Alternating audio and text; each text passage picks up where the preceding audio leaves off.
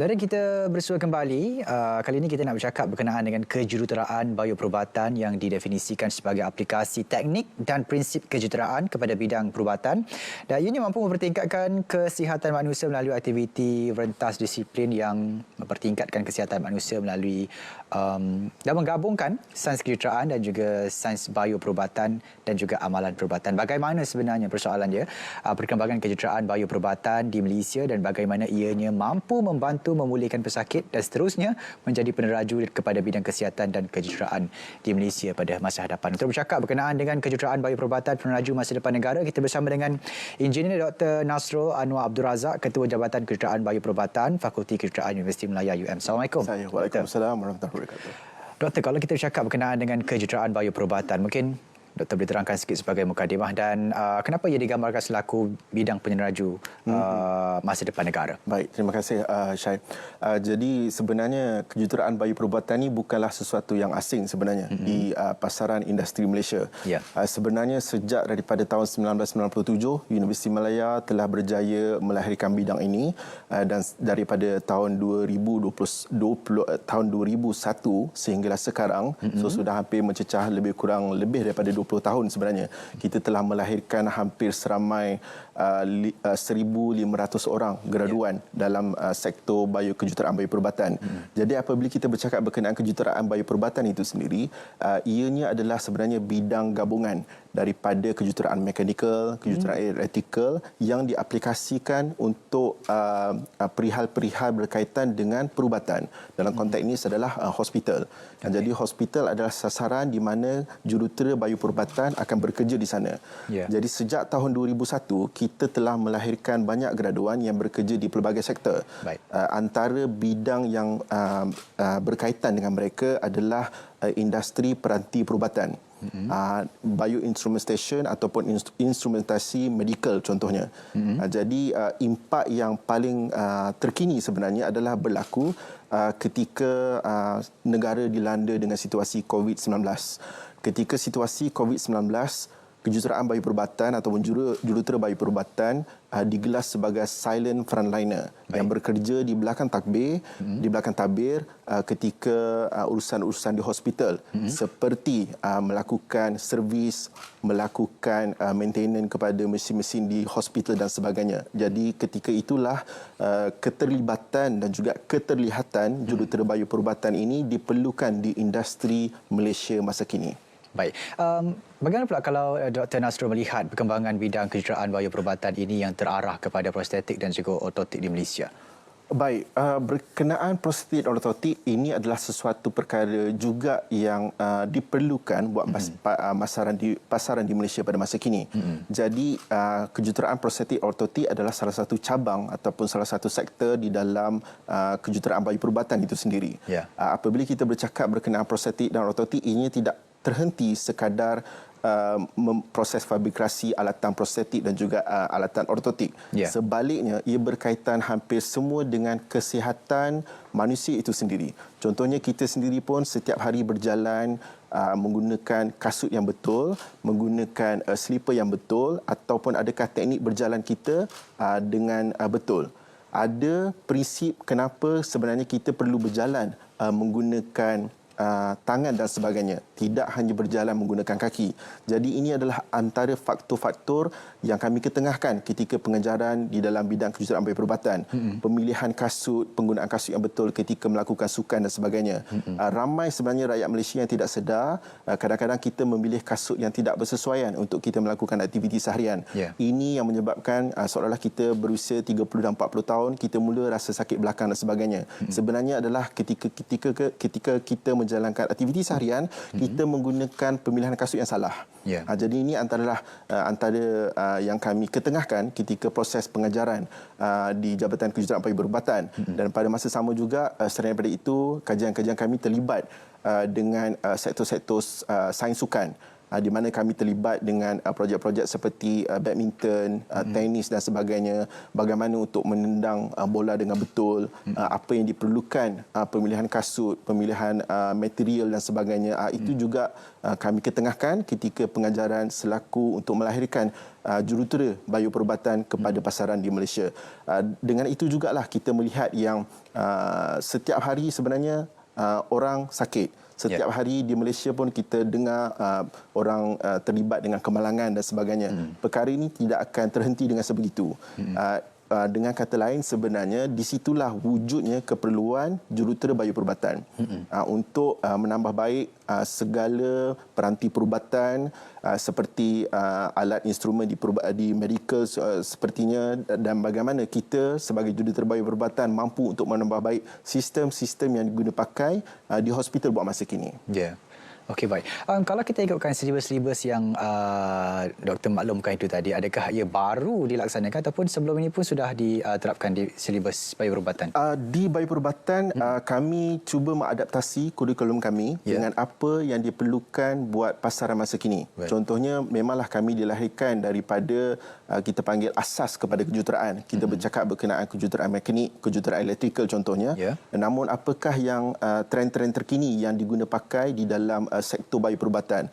Contohnya seperti digital informatik, healthcare dan sebagainya. Bagaimana kita hadir ke hospital tidak perlu mengisi sebarang borang, tapi hanya dengan menggunakan satu scanning kita dapat figure out semua apakah kita punya blood pressure hari ini, apakah keadaan jantung kita pada hari ini. Ini dipanggil sebagai digital IT untuk kesihatan dan sebagainya.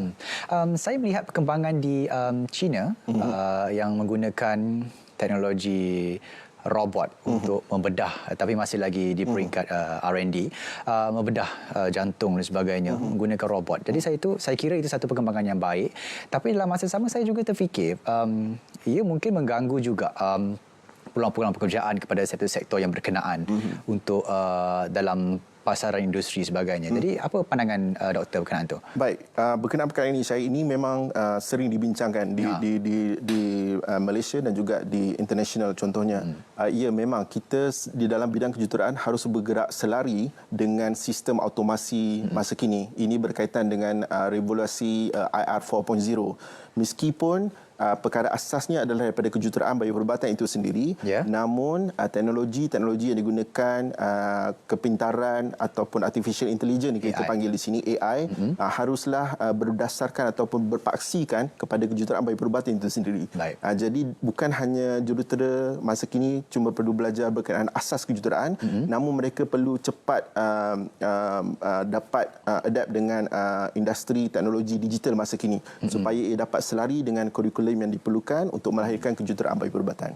Jadi macam mana kita nak revise apa yang diperlukan pada masa kini? Industri adakah libat sama dengan industri-industri bioperubatan di luar sana ke, ataupun ya, itu memang dikonsepkan untuk jurutera bioperubatan itu untuk selalu mengadakan penanda aras sama ada dalam negara ataupun luar negara. Jadi dengan melakukan penanda aras, kami di Universiti Malaya melakukan beberapa penanda aras di peringkat antarabangsa, contohnya melihat teknologi-teknologi yang diguna pakai pada masa kini supaya bercakap berkenaan China. So tidak semestinya produk daripada China semestinya 100% boleh diguna pakai di Malaysia. In term of voltage dia, in term of dia punya peranti perubatan kelas apa 1, 2, 3, adakah ia membawa kepada kematian dan sebagainya, itu harus diperiksa dahulu di peringkat kementerian supaya teknologi-teknologi tersebut berjaya dibawa untuk diketengahkan dalam industri bioperubatan di Malaysia. Baik. Selain daripada pengajaran ijazah dasar kejuruteraan bioperubatan, apakah Universiti Malaya memberi tumpuan kepada penyelidikan dalam bidang ini, dan antaranya apa? Ya, antara bidang penyelidikan di bioperubatan itu sendiri, kami tidak hanya tertumpu kepada prostetik, ortotik dan juga peranti perubatan.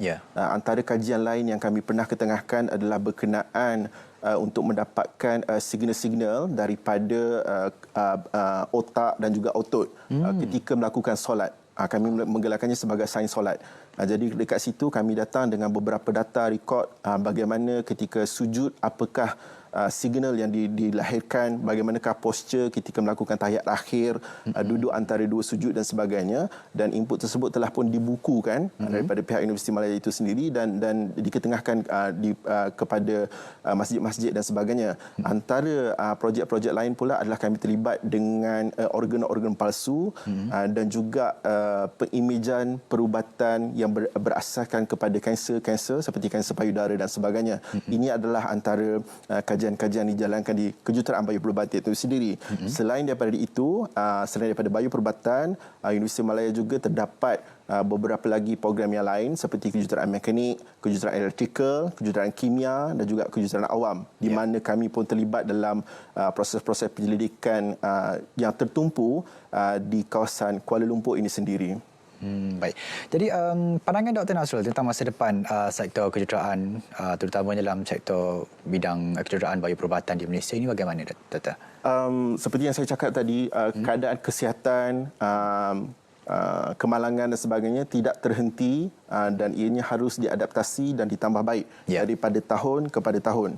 Jadi saya melihat akan transformasi dalam sektor bayu perubatan itu sendiri. Apa yang saya boleh jangkakan adalah sebenarnya sekitar daripada 10 tahun ke 30 tahun akan datang, masyarakat Malaysia itu sendiri akan lebih tertumpu untuk melakukan rehabilitasi kendiri ataupun self-rehabilitation, di mana mereka sudah pun mendapat intipati bagaimana untuk berjalan dengan yang betul, menggunakan teknologi dan betul, dan ini akan mengurangkan keperluan mereka untuk berkomunikasi ataupun mengadakan konsultasi dengan pihak hospital contohnya. Jadi ilmu ataupun input daripada kajian-kajian itu diperlukan supaya kita dapat tambah baik situasi kesihatan di negara ini pada satu hari nanti.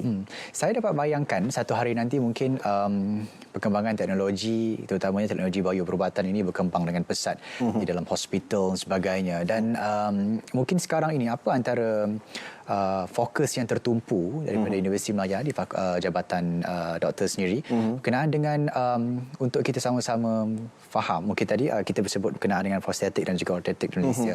Dan mungkin ada kajian-kajian lain yang sekarang ini mungkin tertumpu pada mungkin kebolehjangkitan virus sebagainya. Ya, kita melihat juga berkenaan alat peranti perubatan yang diguna pakai sekiranya berlakunya virus-virus seperti COVID-19 tempoh hari.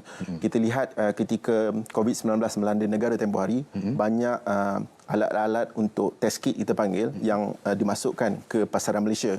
Jadi pada masa itu sebenarnya jurutera bayu perubatan itu sendiri harus menilai adakah alat-alat yang dibawa ketika tempoh tersebut itu memenuhi syarat ataupun memenuhi kelas-kelas yang diperlukan daripada sektor Kementerian Kesihatan itu sendiri. Jadi itulah antara tugas kejuruteraan bayu perubatan itu sendiri juga. Jadi kita pun tidak dapat menjangka apakah yang bakal berlaku di kemudian hari. Mungkin akan ada virus yang lain muncul di Malaysia contohnya. Jadi keterlibatan jurutera bayu perubatan itu haruslah dilestarikan dan insya-Allah itu yang membawa kepada penjana ekonomi negara ataupun penanda aras supaya bayu perubatan ini dilahirkan lebih ramai dalam membantu situasi negara pada masa akan datang insya-Allah. Baik, insya-Allah. Sebagai kita pun sudah berada di penghujung slot, Doktor, mungkin sedikit harapan, mungkin pandangan dan juga apa yang Doktor boleh lihat tentang masa depan Malaysia, terutamanya dalam bidang kejuruteraan. Baik. Terima kasih Syai. Jadi saya sebenarnya secara peribadi ataupun mewakili Universiti Malaya itu sendiri, saya berharap agar bidang kejuruteraan bayu perubatan ini dapat dilestarikan, bukan hanya kepada diketengahkan kepada masyarakat di Malaysia, namun diiktiraf di peringkat antarabangsa. Kita sebenarnya mampu untuk melahirkan peranti-peranti perubatan kita sendiri, dan kita juga mampu sebenarnya untuk menilai dan mengadakan penanda aras dengan universiti-universiti luar dan juga industri luar. Mungkin sudah tiba masanya untuk kita mengeluarkan peranti perubatan sendiri untuk dipasarkan di pasaran tempatan dan juga di pasaran antarabangsa. Selain itu juga kami juga di Universiti Malaya berharap agar warga masyarakat di luar ini ataupun pihak-pihak yang sedang dalam proses untuk mengenal pasti kejuruteraan bayu perubatan boleh hadir ke Universiti Malaya pada 11 September 2022. Akan ada satu karnival terbuka untuk mengenal pasti bidang-bidang yang lain di Fakulti Kejuruteraan, termasuk Jabatan Kejuruteraan Bayu Perubatan itu sendiri. Baik, terima kasih kita nak ucapkan kepada Engineer Dr. Nasrul Anwar Abdul Razak, Ketua Jabatan Kejuruteraan Bayu Perubatan Fakulti Kejuruteraan Universiti Melaya UM, kerana sudi bercerita berkenaan dengan kejuruteraan bayu perubatan. Dan saya percaya kepada penonton luar sana mungkin sudah mendengar sedikit konklusi daripada Dr. Nasrul. Tadi, jom datang ke UM untuk melihat apa peluang yang anda boleh dapat di sana. Terima kasih sekali lagi kita ucapkan kepada Dr. Nasrul. Kepada anda di luar sana, jangan ke mana-mana, kita akan kembali selepas ini dalam Lensa IPT.